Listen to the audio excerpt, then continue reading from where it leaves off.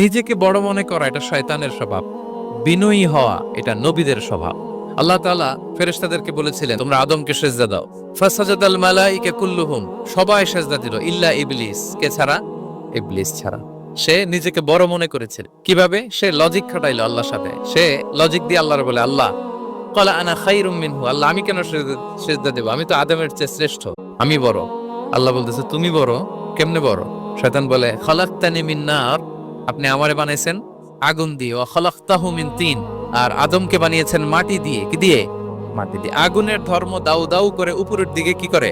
ওঠে, আর মাটি ঢিলা রেখে দিলে নিচে পড়ে যায়। তো সে যুক্তি দিয়ে বলতেছে আল্লাহ ঊর্ধ্বগামী কোনো জিনিস তো নিম্নগামী কোনো জিনিসের কাছে মাথা নোয়াতে পারে? যুক্তি, মনে রাখবেন যুক্তি সব জায়গায় খাটে। আমি বড় বলার সাথে সাথে দৃশ্যপট পাল্টাই গেল। আল্লাহ বলে বের হ, তুমি অভিশপ্ত, তুমি লানত প্রাপ্ত, তোমার স্থান হবে জাহান্নাম। নিজে যাকে বড় বলে